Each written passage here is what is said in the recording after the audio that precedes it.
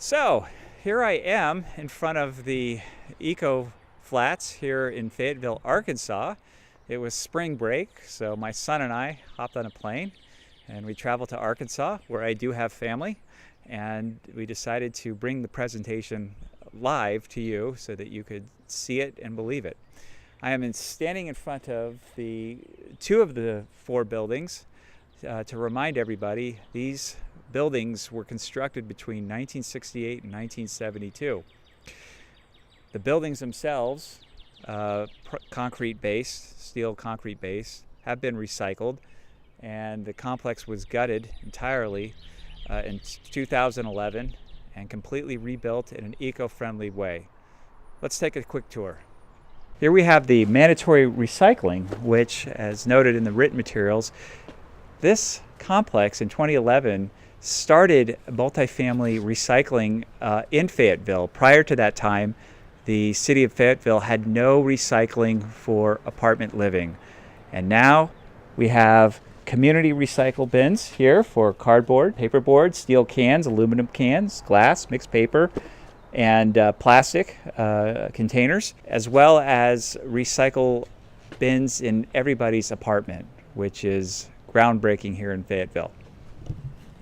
Here we have one of two cisterns that are 46 gallons and collects stormwater runoff from the roof, stores it, and the water is used throughout the dry seasons for irrigation around the property. And the property is, of course, planted with native plants and drought-resistant plants. I want to bring your attention to the planted rooftop here, which shows the energy efficiency of having a green roof with the white reflective borders followed with the planting on top.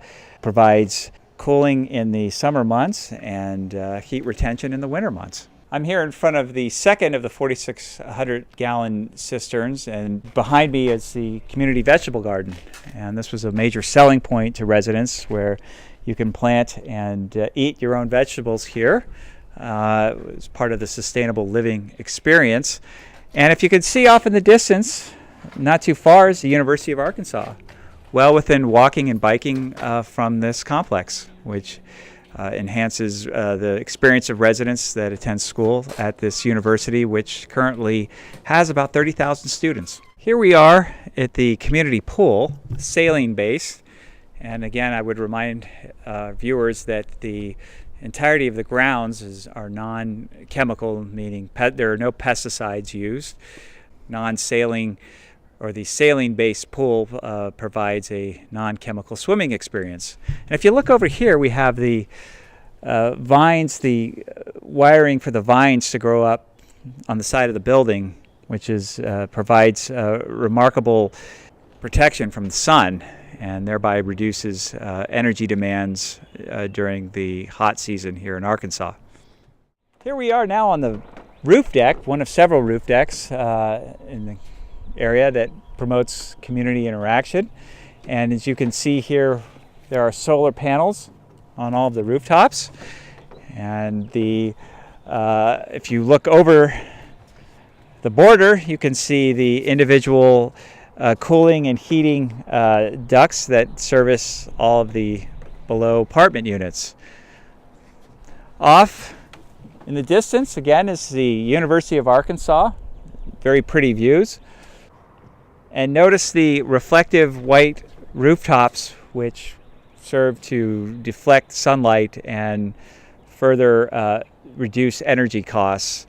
I will remind everyone that prior to the renovation, the entirety of this apartment community was cooled in the summer months by constantly running sprinklers that were placed on the roof, dumping gallons and gallons of potable water into the sewer system. All right, here we are in front of the leasing office, and as you can see here, the LEED Platinum designation was awarded in 2011 when renovations were completed. Down here we have the Energy Star certification, 2014, 2015, and 2016. And Within the leasing office itself, there's a full map of the complex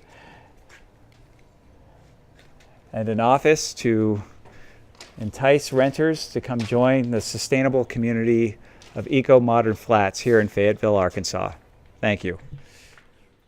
The project developer is Specialized Real Estate Group out of Fayetteville, Arkansas, and actually they developed it and they own it. And I interviewed one of the principals of this organization, and she provided the photos that you're now looking at, the before and after photos. And she said, we were kids, we were in our early 30s when we did this, and we got involved in the business by managing bank-owned properties during the Great Recession, and we developed relationships with private equity folks as well as banks, and we were able to buy and do this groundbreaking development for Arkansas back in 2011. On that note, the financing, they procured a $5.1 million construction loan from the construction lender during the construction process after they had broken ground. And if you read the ULI case report on this, she notes that it was very tenuous to procure a loan, and that was U.S. Bank in Arkansas, and the permanent financing was done with Rainbridge Real Estate Capital out of Atlanta. They also had an equity partner from Portland, Oregon, who filled in the gaps. That's Eco Modern Flats. Hope you enjoyed the presentation. All right, well, thanks for bearing with the initial part of the report. I just want to wrap up by making a few points. One, the role of the developer slash owner Specialized Real Estate Group, or RSEG, cannot be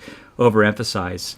These folks took a huge risk. They were in their early 30s at the time. There was no similar developments in this area at all, or in the state really. And they developed relationships with banks and private equity lenders and investors during their tenure as property managers. And they identified this property as in need of a number of eco-friendly objectives, which they realized. And they convinced Robert Dant in Portland, Oregon, to help them purchase it. And as you can see through the slideshow here, on the finished product, if you look at the before and after, you can see where these objectives needed to be met, one being water management.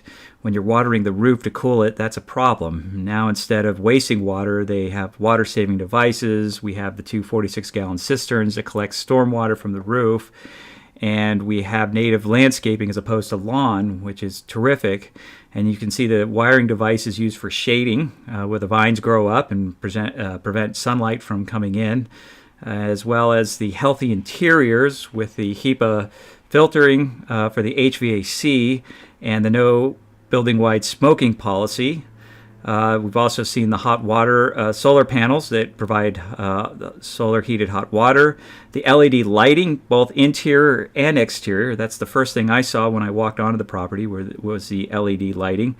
And the recycling, both inside of the apartments and the building common areas, which creates a great environment for that.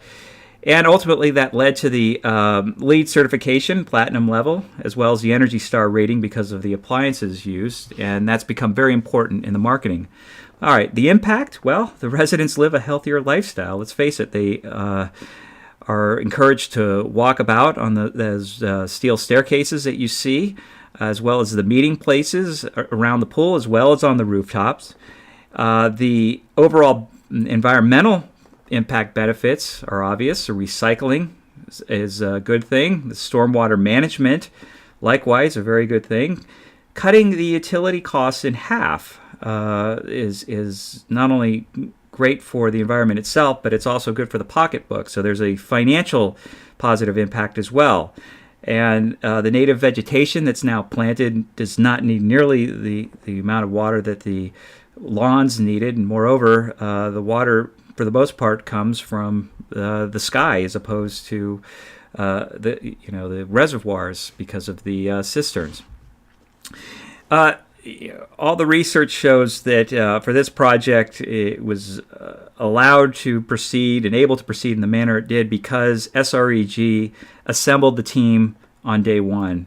They had their LEED certification person on board, and they had consultants for the lighting, for the HVAC, for the non-VOC surfaces and finishes, as well as the water management. They had consultants for all of these objectives, and the consultants were retained day one, which was very important. So let's talk about the overall property management, and I was firsthand witness to it when we toured the site, but the recycling bins in the common areas are utilized. In fact, we're full at the time we went through on a Saturday. There's no pesticides that are used on the grounds. The cleaning products used by staff is non-toxic. They encourage the residents to do the same. The no smoking policy is enforced. And with the no VOC finishes, you have a very good non-toxic environment that exists here, which is important for the residents as well as for the environment. The highlight for this, I think, is the fact that this was a project that actually started in motion the city of Fayetteville's recycling plan for multifamily housing, which didn't exist prior to 2011. And you have a major university there, as well as apartments in Fayetteville that house the students, faculty, staff, but you had no recycling. And now that does exist, thanks in large part to ECO's innovation in that regard.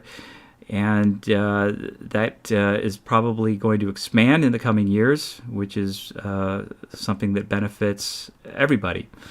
Lastly, the marketing. The ECO folks use this. If you go onto their website, which is where these photos are from, you see that they entice their tenant base by promising them the sustainable lifestyle that is delivered by living here. And the financial evidence shows that this is indeed what people want. And that is why they are willing to pay more to live here than they are in conventionally built housing.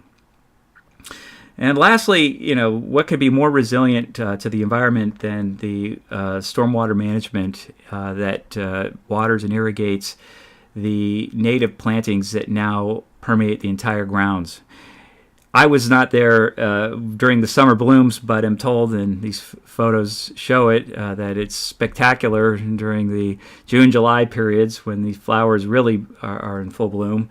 And more importantly, we're not wasting water on lawns and other non-native plants and trees, but rather what's there now is what belongs there. And most of the watering that is used comes from the sky via the rooftops and the cisterns as opposed to the reservoir. So this was a very rewarding project to research, and it shows that sustainable building is not only attainable, but is actually preferable for not only environmental reasons, but also financial reasons. And I think that's what's important to convince the builders and developers in our industry of, and that we should be striving for this because there are all the benefits that come with it, not to mention that we need to start doing this type of building for the health of our planet and our climate. Thank you, and I hope you enjoyed this.